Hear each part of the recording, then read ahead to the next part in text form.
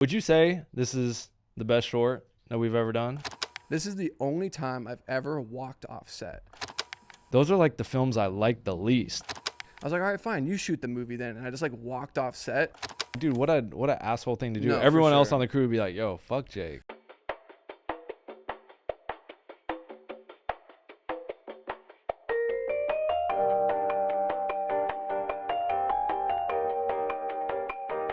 All right, welcome back to the No Late Fees podcast. As you can see, if you're watching on YouTube, store looks a little bit different. A little different. It's got a little upgrade. Yeah. I mean, so when we like first built this store, we built it in a way with like very like nondescript tapes where when you walk in, it's sort of like, oh, this is a video store, but like it's kind of like our own little spin on it. Yeah. But we shot a short film that needed to take place in like a 90s, early 2000s blockbuster or video store. So we bought like 400 VHS tapes on eBay, lined it all up, and then after the short film, we were like, you know what, we might have to keep it this way. Yeah. So No, it looks really good, and it looked phenomenal on camera. I mean, like when we were like lighting and setting everything up, it was just like, dude, it looks so good. Would you say this is the best short that we've ever done? I think so. Yeah. I'm like kind of going through the filmography of everything we've shot, and there's like a spectrum of like the ones that were the most fun to shoot, and then the ones that were like they just look amazing. Right. I think for me, one of the more fun ones was Cat and Mouse because I had just got into Steadicam, Right. and it was a massive challenge to do a whole one Oneer. through all those skinny little alleyways, not trying to mess up your new house and stuff. And that one still, I think, is amazing. But like in terms of like it being like a short that has like a character development, it's very much sort of like a Just like a visual visual short Yeah. film. There's not too much depth to it or whatever. Two Whereas dudes like break in, chick gets kind of scared. That's it. Like that's literally it. You know, Right. where this one, our short film that we just shot last week, it's kind of similar to our pod. It's called Late Fees. Yeah. And yeah, I don't know if you want to like maybe talk about like the idea and how we kind of came up with it. Yeah, I mean, and when we were building out this store initially for Prism Lens FX, and we were building it out, and it was turning into the 90s store right before our 90s video store right before our eyes, we started riffing on like, dude, we have to shoot something. And naturally, like with all of our film sets and all our locations, every time we're building a set, we're like always talking about like, oh, like it'd be cool to shoot this in here or this. And I know we started riffing on, you know, just like, dude, we have to shoot a short film in here. And then we started riffing on the idea of like, okay, what does that short look like? And we came up with what I feel like was this really cool story where I don't want to give too much away, but yeah, we'll save that for a later episode. Yeah. But we came up with this really cool story. And then, you know, I'm not like, I feel like you're similar to me. Like we have like really good ideas and we can come up with like a story, but I myself as a director am not necessarily the best writer. Like I struggle with maybe like putting together an actual like script and dialogue, can come up with the ideas for days, like but putting that idea to paper in a script format with dialogue where there's like cohesion in that way, I struggle with that. And so I usually partner with a writer. And for this particular short, I had put out, and I had a couple other ideas, but I had put out word on Instagram like, hey, looking for a writer to work with on my next short film. And then, funny enough, Nick Jandora was one of the people that had DM'd me back and was just like, yo, like, you know, I'm down to write something. And I sent him kind of the breakdown, the story that we had like come up with. And actually for three of them, three different ideas. And I was like, which one resonates with you the most? And he said Late Fees. And he took a stab at writing. I don't know how many pages was it? Like couple pages, Nick? probably the log line or the Just you wrote like a couple pages, I think, of the script as kind of like a little trial. If it was like a page, or did you just take your whole stab at it? Yeah, I think I wrote it. Yeah. So, and then Nick wrote like a sample script, sent it back, and I was like, oh, this is it. Like he gets it. And then obviously it was back and forth from there, trying to like fine tune it and get it to what ultimately was the short film that we shot. But yeah, so Nick came on, wrote it, and yeah, we just shot that film last week here in the video store, and we were talking about it on set. Like, I don't know if we've ever had a production in our lifetime go as like smoothly and perfectly as that short film did, in terms of like, usually on a set, like there's moments where you have to like sacrifice certain shots or ideas because you just physically can't achieve it, or just with the gear you have or the resources or the space, something is like limited and you're like, oh, we can't do that, let's try this. Like it was literally like everything we wanted to do, we were able to do. Visually, it looked amazing. The actors killed their performances. All of the effects and the gags, which usually are sometimes when you're, directing or shooting, can be like, is this really going to register and look on camera how I see it and envision it? All of the gags like played really, really well. The scare played well. Like everything just came together so seamlessly. And I just started the edit last week before I came here to LA, and it's like, yeah, usually I'm like sitting in the edit, like going like, fuck, we didn't get that. We didn't get that.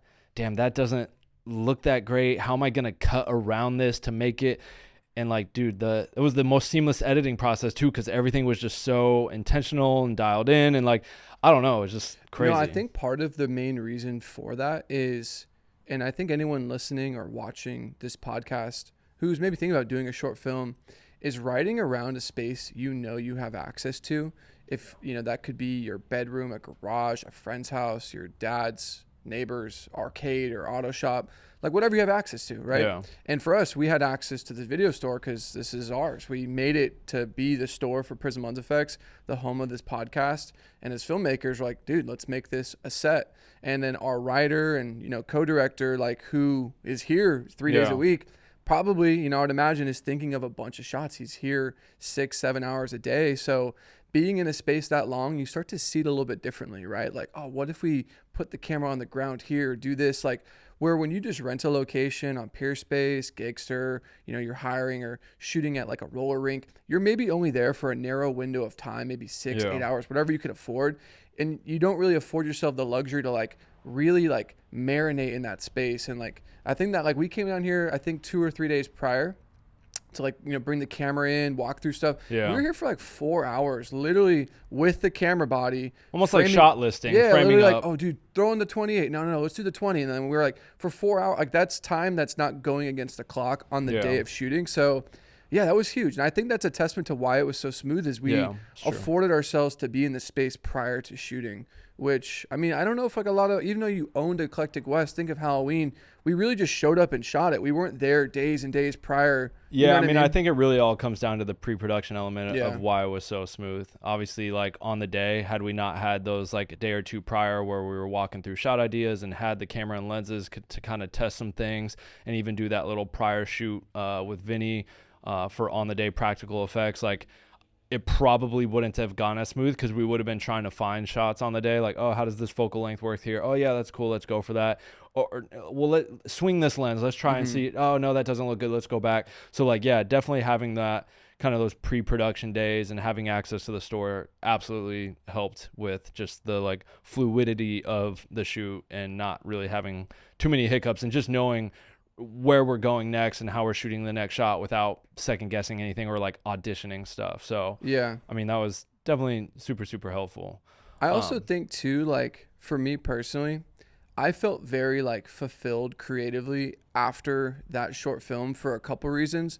As we've mentioned, we built this store, right? I think we have to give ourselves credit to like the production design. Yeah. Like we literally had a carpenter build these shelves, paint these walls.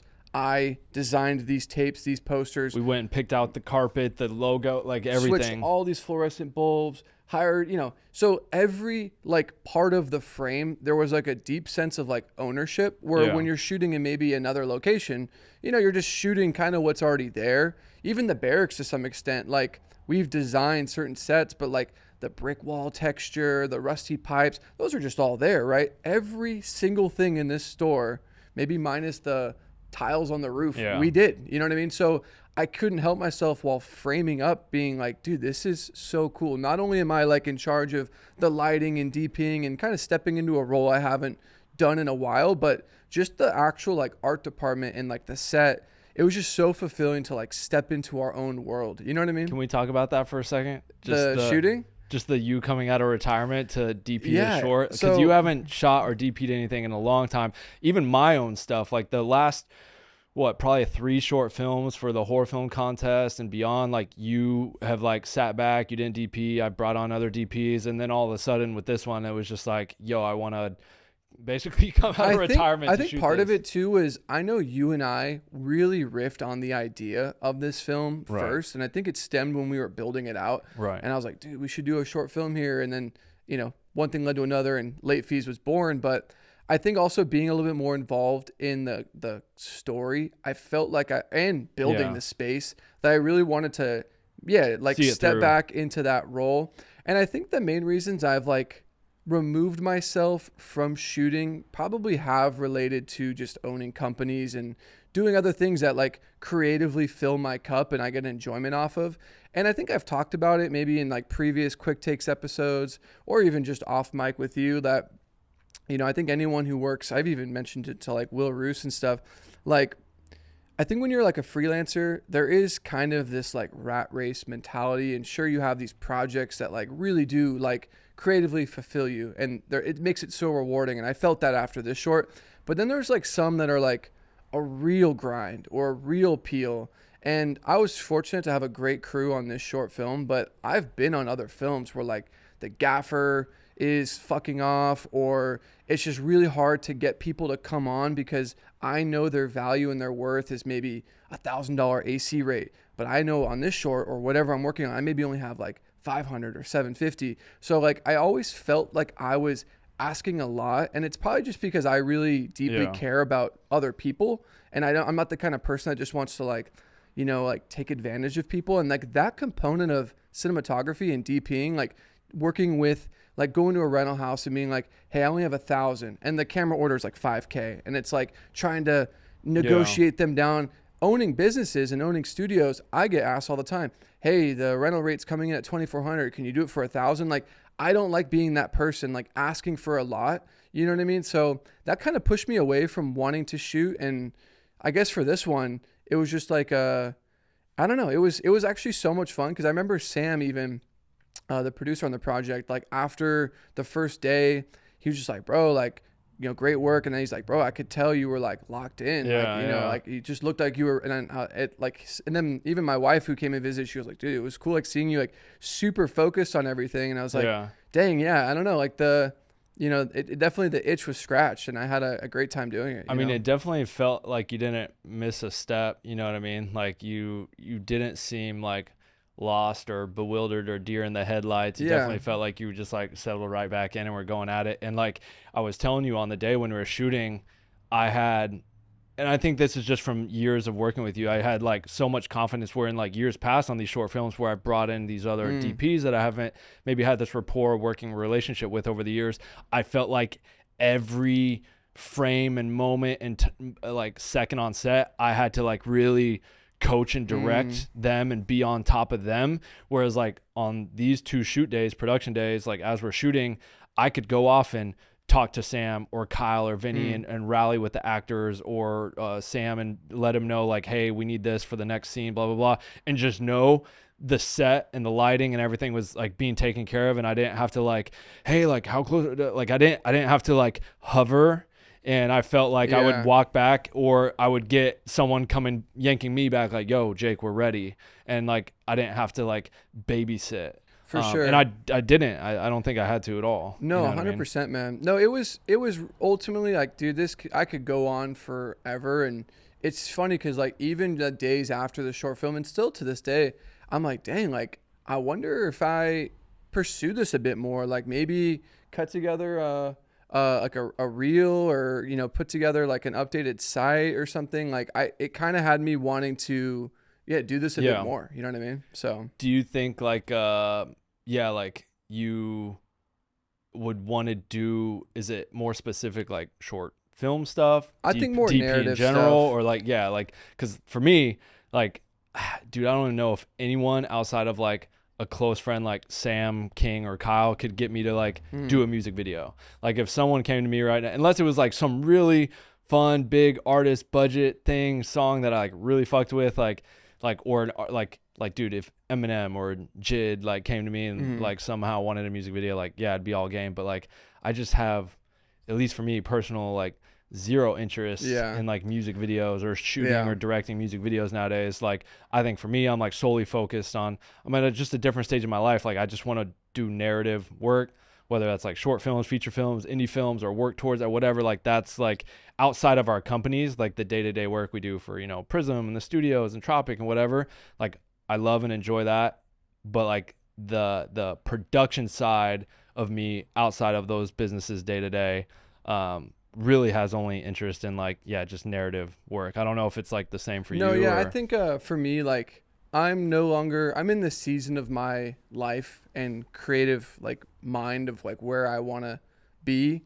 I think I'm good to close the chapter on like our, you know, starting out doing music videos and stuff. And I think on another episode we talked about music videos, and you know, I think like our roots are deeply connected to that. But I think it's okay to like move forward in life and not have what you're known for to like define your whole life. Yeah, you know what I mean? yeah. And I feel the same way. It kind of relates to, and I guess what I was trying to get at is like, just because we started out doing music videos doesn't mean like that's what we have to like be known for the rest of our like creative careers. Like Right. I love even seeing like David Fincher, right? Started out, I think, in commercials or music videos, even Michael Bay, and like segued into narrative. And bro, I don't think they touch music videos anymore. You know what I mean? Right. I think it's okay to like naturally like shift your interests, because over time, like your interests change. You know what I mean? Like there was a moment where, yeah, we loved doing the little run and gun things and renting the cool little camera rigs.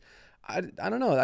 I get way more like creative satisfaction seeing a snippet from our short film where it's just dialogue. I mean, literally a bulk of our short film is just over the shoulders, but really well written dialogue, and like seeing the performances change. And you know, I don't know, like that to me was far more interesting than like a hypey, you know, crazy thing with strobing. I don't know, like I get way more interest in shooting like narrative projects, I guess. Okay, so with that being said, the horror film contest is coming up. You've kind of joked around like a number of times, not just once, about like, yeah, I've been thinking about entering a film under my own like an alias. Or is that all a joke? Or yeah, I thought about it. It would be like I was like, it'd be very hard to pull off, because I feel like time wise I just don't have that much available time. I thought it would be funny though if I just like under like a moniker, like who's the director that did Ocean's 11 who like now like DPs his own films with a different moniker? Is this Soderbergh? No. Yeah. Is this Soderbergh? So if you go into credits as a cinematographer, he just made an alias. He just DPs his own movies, but it's under like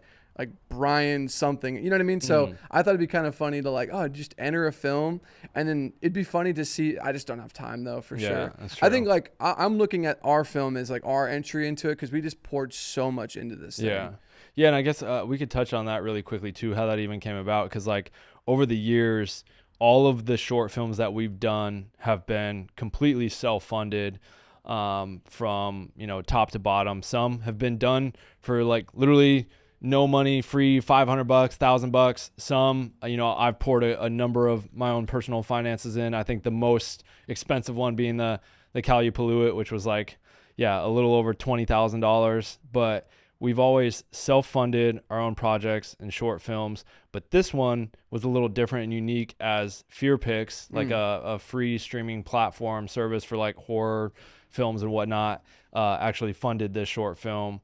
And I don't know, I think that's something interesting and something that's like cool to touch on, because like that opportunity of getting this idea of ours funded and being able to bring it to life of what otherwise would cost $15,000 to $20,000, you know, in the way we did it, didn't, you know, we were able to get it funded and bring that idea to life through this. And that happened because of that groundwork that we laid, doing all those short films and the horror film contest. Like for a little context, FearPix had stumbled across on Instagram and online all of the, you know, this past year's horror film contest in 2024 and everything I was doing with that and all of the film entries and then my short film and what we did. And they had reached out to me and was just like, hey, we want to learn more about what it is you're doing with these short films and this contest.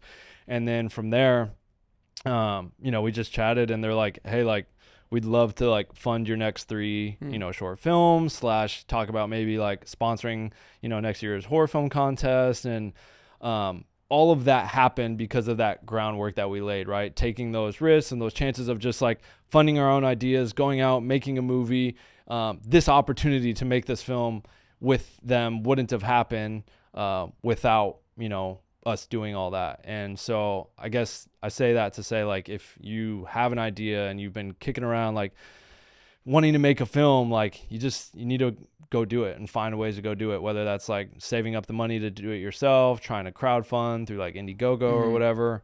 We've personally never done that. Like I said, we've always self-funded, but I know people will crowdfund and raise money from friends, or just, you know, collectively all get together to do that. But it'll be interesting to see like where this film goes and this idea goes, and the relationship with Fear Picks afterwards too. Cause like I know they've already like seen a couple of our other shorts and loved how, you know, those turned out, and we're like, hey, what's your idea for like an indie feature for this? And then this, I know we've riffed and talked about the idea for late fees of where it could go for an indie feature.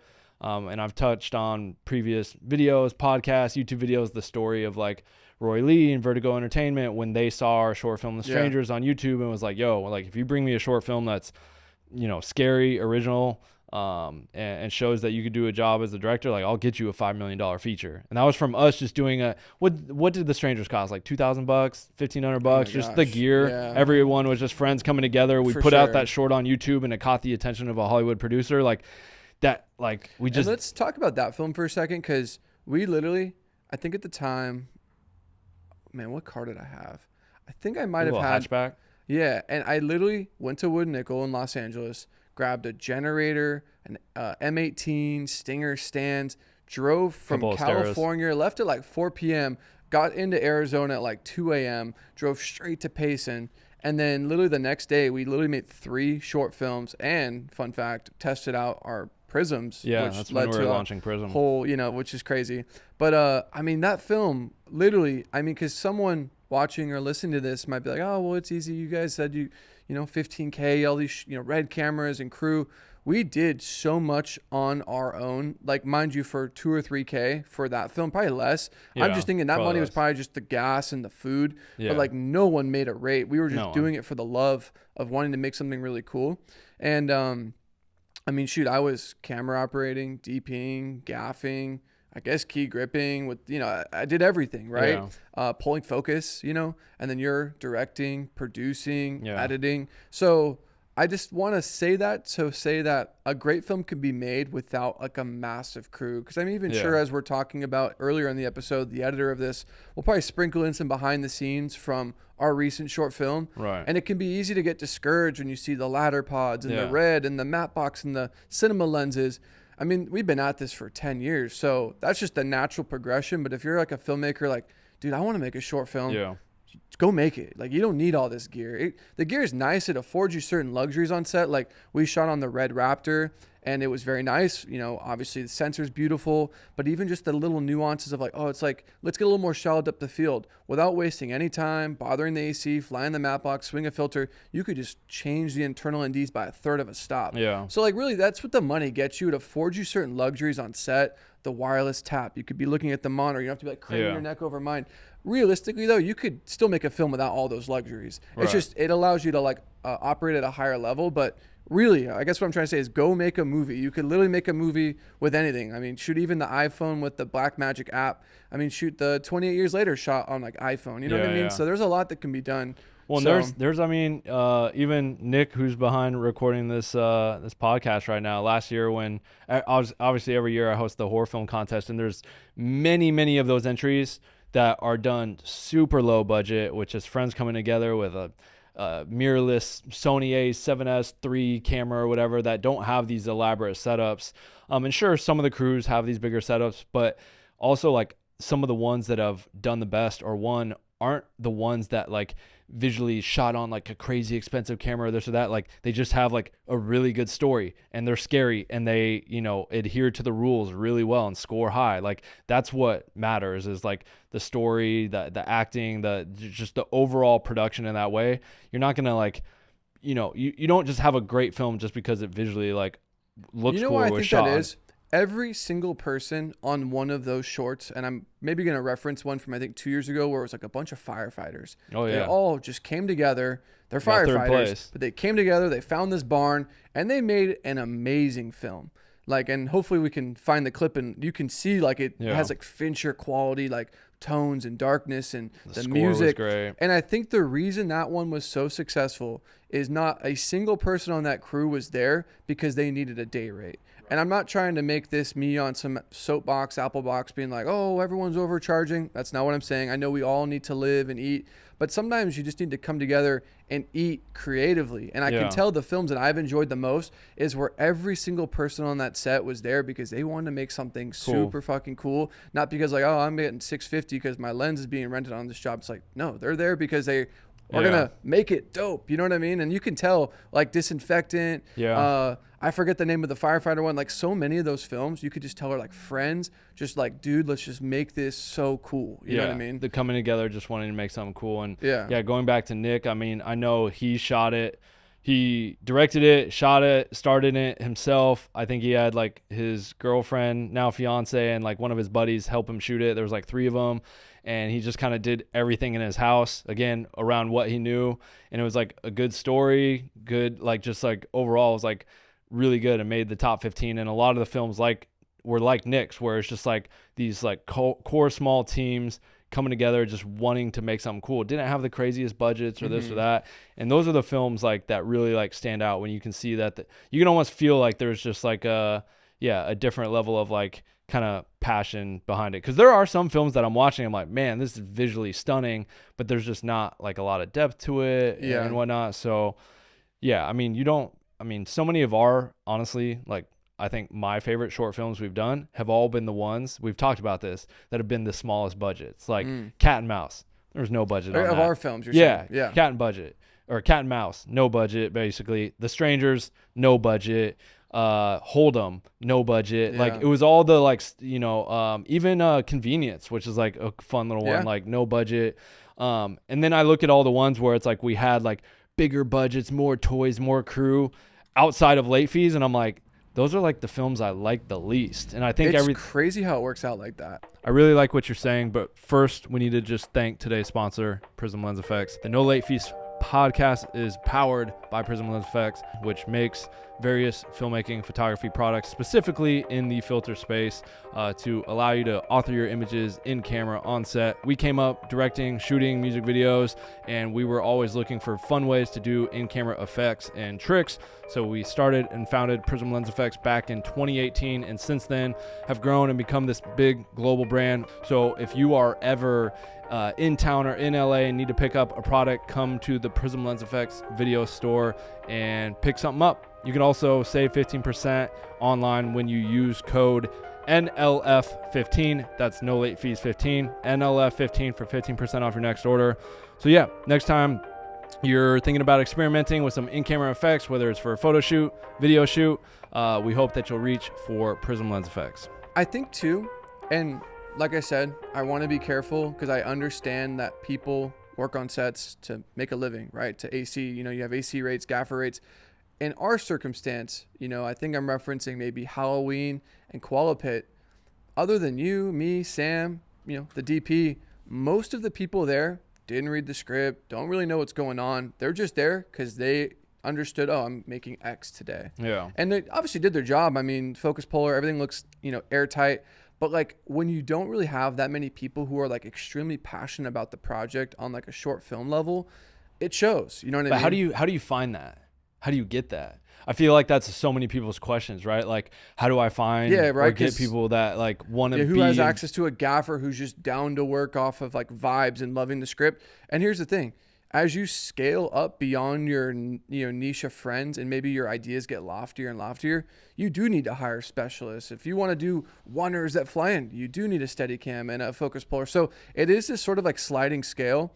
But I think like even with our short film, we like kind of reeled it back visually. Like we didn't do any crazy dollies and Fisher and cranes. The whole thing's on a tripod. I think sometimes like reeling back the not going as big and lofty, visually, like in terms of the visual language, can allow you to like execute on a higher level. Because I noticed like whenever you do like crazy rigs and stuff, I just feel like you lose a lot of time for a shot that maybe will be in the final edit for like a snippet. It's like I'd rather just put that time into extra takes or better lighting. So I don't know. I guess it's a side tangent, but I've noticed like that's where usually like the budget can get super inflated is when you like want to do an overhead rig or these crazy, I don't Yeah. know. Like to me, I've never really wanted to like waste time on that. You know what I mean? Well, I know even for the short we were talking about for that final shot, doing like a dolly into the tape or this or that, and like just even adding that, not only set up time on the day, but yeah, the cost of that rental and then the truck or person to pick it up and Oh all my that stuff. God. All of a sudden that like that one shot adds like just so much money and time to the budget that's like not really needed. And we're able to like, okay, creatively, how do we kind of get that same idea or shot across without having to do a dolly? And we were just like, oh, let's just do a zoom lens. On And the like, note of the zoom, and I want to give both of ourselves credit. You know, I think it's very easy when something is not really going to plan to like lose your cool, point blame at people. I've worked with people when I was operating steady more where the focus was off, right? Maybe they're shooting wide open at night and I'm flying in and out and I can hear on the comm the DP being like, we got to go again, fucking AC, buzz the focus. And it like instantly is that person deviating blame to another person. And in an instance of our short, we had a zoom lens, never used it, didn't even open the crate to put on the lens until we needed it, right? Right. And that could have been me being like, oh, the AC should have prepped that. Why wasn't it working? I could have been, you could be like, Tom, dude, you've had this lens for 3 days. Why? There was like a good 15 or 20 minutes where like, dude, like, I don't think we just didn't like, it was a servo zoom and you had to like set it up a certain way where you can actually control the zoom on the lens and it just wasn't working. Yeah. And it could have been very easy for you to be like, fuck, storm off, dude, this shot's so important and just kill the vibe. And like our chances of being able to figure that out probably would have diminished because now I'm in my head like, oh, fuck, Jake's pissed. So like all to say, like losing your cool on set is a really quick way to like diminish all returns of like actually solving that problem. And we just took 15, we figured it out. And that was like one of my favorite shots we did. Well, I think I even came up to you at one point. I was like, hey, yo, it's fine. If we can't get it, let's just do a tripod shot, close, medium. And I can do these. I can see myself doing like hard cuts in the edit where it's jumping back.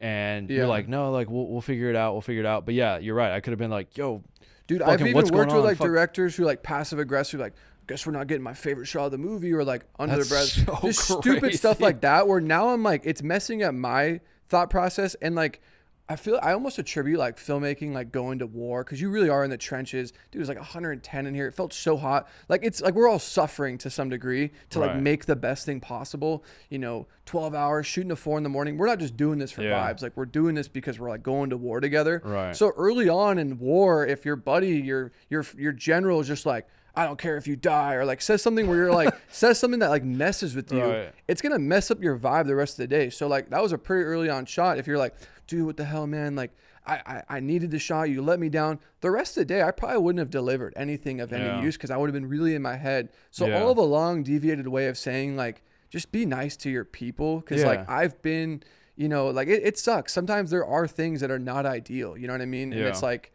I've just always tried to like talk to people the way I would like to be talked to. And just coming up in the rat race of working with different like music video directors, I've been treated like absolute shit. And like, I just refuse to work with those people. You know what I mean?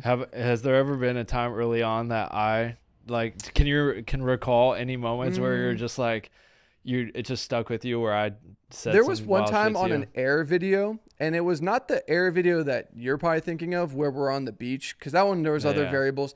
It was like an air video that we did at Corova Studio where we had like a fish tank and wide lenses, and that was where I think your phone got broken by that super duper guy. But I remember like this is also when I was kind of in my early DP bag where I was like very hell bent on like using a light meter, and I remember like filming a scene. And I like all my like Chapman dudes coming to help me. And like I'm coming off of like shooting a thesis film. Like I feel like I'm very in my like cine DP bag. And I'm busting out my little Sekonic light meter. I'm like, all right, it's a 2.8, key lights up. And you're on the monitor like, dude, it looks dark. I'm like, well, dude, it's a 2.8. Like it's set. And he's like, no. And you just like opened up the lens to a 1.4. And I'm just like, you know what I mean? But I wasn't pissed. I was just like, I guess he doesn't really give a fuck about my light meter. But and in all actuality, it probably was a little dark. So I think you had the right instinct. But I just remember being like a little like not in my feelings, but I was like, oh, I guess he doesn't like respect.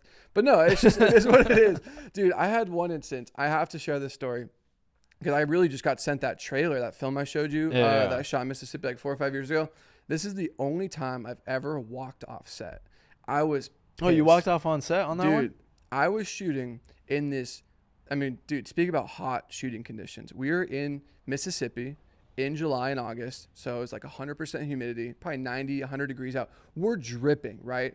Let me just set the scene. We're also wearing like tons of what do you call it, mosquito repellent, because there's just bugs infesting in the whole area. So it almost like seals your skin, so you're like sweat. Like, so I'm already, vibes are horrible. We're shooting in this attic, so it was almost like that one Washington thing where you're just dripping sweat. And right before this scene, they're like, oh, the hero prop is missing. We need this hero prop for the continuity. Art department's like, cool, I need 30 minutes. Let me go grab this prop. So he gets back, props there.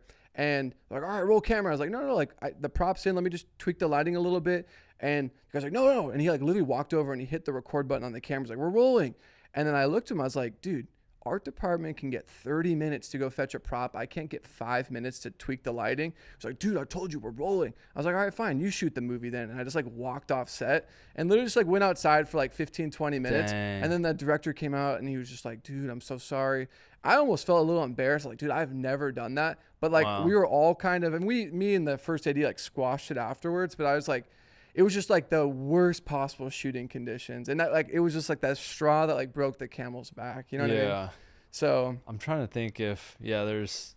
I mean, that DMV shoot, Delaware, Maryland, and Washington, I think we were like in that weird little like in between in that auto mechanic. We've, lamented about how horrible that was, but that was pretty bad where you were literally wringing out your shirt and it was just like. I think the only time that I've ever had a moment like that where I've like walked off set or got into like a tussle, so to speak, with the crew or the director was when I was DPing that ASU baseball show.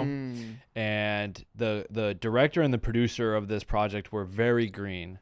And obviously I'd come up in LA and worked on so many projects and sets, and like having a meal and snacks, especially lunch at or a meal every like 6 hours or so, it's like pretty standard. And I'm not like super by the book, I'm gonna hit you with meal penalties, all this stuff, but like I'm super relaxed. Like I understand sometimes like we got to just push and get the shot or whatever. And I remember I had shot like for probably like 7-8 hours in a row at this stadium, from the morning through like the batting practice, through the whole game and after, and like interviews and everything. And we're like, I had not eaten. They had never once came to give me food. We didn't have food on site. It was kind of this very run and gun doc. And we get on the bus to head back to the stadium. And I remember I text both of them and I'm like with the players, I'm not with them. And I'm like, hey guys, like I really need food. Like I'm starving. And they kind of like were joking around in the text message back to me, like, oh, Jake needs food, da, da, da, da. Like making like poking fun or jokes and like just making light of the situation. And like, I'm dying here. You're also in Arizona. Oh, Arizona, it's hot. I'm hungry, blah, blah, blah. And like, and I just remember it had like, it officially that like. would have struck a nerve for sure. It sent me. And when we got back to the stadium and we're all gathering and we're about to go shoot some more stuff, they're like, all right, let's go. We got to do this, do these shots. And I was like, I'm not moving. And like, they're like, what do you mean? I was like, I need to eat. I have not eaten all day. You guys did not give me food. And they were like, still like poking fun about it. Like, just like, oh, we'll get you some food, bro. Don't worry. It's not that big a deal. And I just remember like unloading on them. And then I just taking the battery off the camera. Yeah, I did. I literally did. I just walked away with the camera. I was like, good luck. Like, and then they like came back and apologized. We're like, oh, sorry, dude. Like, but it was just like, that's a weird thing. Yo, to, you don't joke like, around, you don't especially joke. when you can like read the room. It's like, dude, he's clearly upset. Let's like postmate him something. Yeah, it was very strange. It was very weird. I'll never forget that. But that's like the only time I've ever like really got upset and like done anything on set where I walked away or fought with anyone. Or and whatever. look, I obviously, like I mentioned, like I wasn't like proud of myself. It was just one of those things where like, dude, there are, as I mentioned, sometimes going to war a little bit, you know, there's times where it's like, this is tough. You know what I mean? Yeah. I've never like unloaded on someone where like, focus buzz or lights crap where I'm like, what the fuck? Because like I mentioned, like that now is just going to mess up their vibe. You know what I mean? I've literally witnessed it. Like I said, I was on a music video, steady camming, DP, we're all on the intercoms like, dude, fucking get the focus, man. We're not going again. I literally look over to the AC. I was like, you heard that, right? And I could just see he was just like,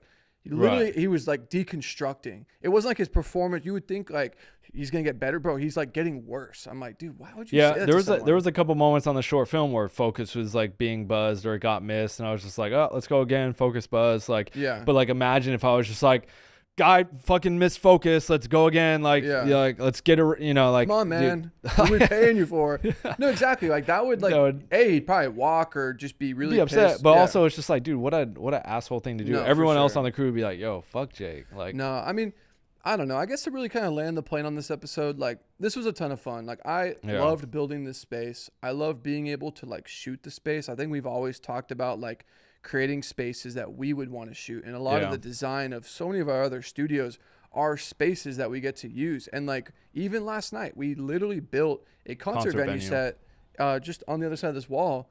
In January, and yesterday was like the first time that you and I got to test it, and I was like, "Yo, this looks so good." You know what I mean? So that's probably still one of my favorite. I mean, outside of this one, this one might be up there for one of our favorite sets that we built. But that concert venue set, from the bathroom, the green room, the hallway to the stage, is like, I think easily one of my favorite sets that we've ever built. It looks so good on camera. And yesterday was like the first time we really got to like kind of trial run, test it, put it through its paces, light it, shoot it, which was a lot of fun. I think we talk about that all the time. Like creating the spaces is like just another creative outlet for us. But then being able to like see other people light it and shoot it is like a lot of fun. But then being able to use it for our own like productions and things, like imagine the cost that would have been associated with going to rent out a location like that for the day for our shoot. Like Prism Lens FX, we just tested and had a full test night running through and testing all of our new unreleased filters to get examples, videos, reels, promo content for these drops over the next few months at literally no cost, $0 spent. Yeah. Like we have the location. There was no time crunch. Even the guy that we were meeting to show him his filters, like, yo, you guys on a time crunch? I was like, no, like we can be here all night if we want to. Yeah. Like there's so much value in having your own space in that way. And yeah, I think it's just been, creating the spaces has not only been like creatively fulfilling, but it's also been like a huge beneficial bonus to like our businesses as well. It's fun, man. It is really cool, man. I mean, I feel very like privileged that we're in a spot where we, like, even on our short film, I've mentioned it before, shooting in a space that our thumbprint is all over this room. But even in a moment where we want to get a crazy macro shot, to literally go into our inventory room, pop a product out, put it in the matte box, and it's like, dude, this is so sick. Like we're literally, I mean, it's fortunate because we're shooting where our store is, so our inventory is right over there. But it was like, and we're literally getting like amazing macro shots. And it's just like, I'm just like taking a moment, like we're in our store that we built. We're using our filters that we designed, like for a short that we wrote. I'm like, dude, this is so cool. Yeah, you know what I mean? That's kind of like, crazy. That's the way I want to move forward in filmmaking, is be heavily involved in products where I deeply care about the outcome and not just be a gun for hire. Like, hey, you available next Saturday? 1,500. You want to pull up DP this video for Janae Aiko? And it's like, no, I don't want to do that. I don't know the song. I don't know her. I don't know the creative. I want to be deeply involved in projects that I like care about what they look like. You know what I mean? And where you have your fingerprint on like the various And that's aspects. why I think a feature film would be so much fun, because like the indies that I've done with my friends from Chapman, it felt like what we had captured last week. We're all just down to make something super cool. And like I sent it to you and I sent it to Nick. I'm very proud of it. The film that I shot like 6 years ago just got distribution. And it looks amazing. And like I didn't make $1 on that. I spent a whole month in Mississippi, and it was like, I love how that turned out, because it felt like summer camp, you know what I mean? And for us to do maybe our short film on a bigger scale, where every day we're, in the trenches, like that'd be sick. You know I think that's the next step for us, is just like getting that funding, or getting someone to finance it, or if we just say fuck it and finance it and fund it ourselves. Shopify loan. Shopify loan to make a film would be a crazy story. Dude, that'd be wild. We just pull out a Shopify loan to go make for anyone we who could has do that. Shopify, they offer you funding at a horrible interest rate, but like if your business is about to implode, you can like take a Hail Mary, like 20% interest for, anyways, that would be wild to do. Actually, I'm sure our business manager would be like, what did you guys just do? But anyways, I appreciate the watch, the listen. We're having fun making this pod. As you can see, this video store looks awesome, and we plan on making episodes as often as we can. And I appreciate you guys tuning in again. If you're watching on YouTube, make sure to like, comment, subscribe. If there's certain like topics that you guys want to see us touch on or cover, let us know in the comments below. If there's any questions you guys have, because we want this podcast to be for the people. We don't want to just hear us talk. Like, we want it to be educational, motivational, inspirational. So yeah, if there's any questions you guys have or topics you guys would love us to touch further on or expand on, we'd love to hear your guys' input. Yeah. Yeah, and I guess lastly too, I think every podcast asks you to do this, but if you could leave a little review at the bottom of Apple Pod, Spotify, wherever you're listening, I think those are the two main ones that make a difference for us. It would mean a lot, even if you're just like a little nugget of info of like, hey, I love that you talked about this. Yeah. Keep recording it. Just those little things are the small victories that, I just don't want to be putting these things out into a void. I'm like, is anyone even listening or responding? So even just taking a minute to like leave a review or a YouTube comment lets us know that you guys are there and you guys are listening. And I don't know. Yeah, it would mean a lot. Makes a difference. Yeah, appreciate it. So, but yeah, till next one. Peace.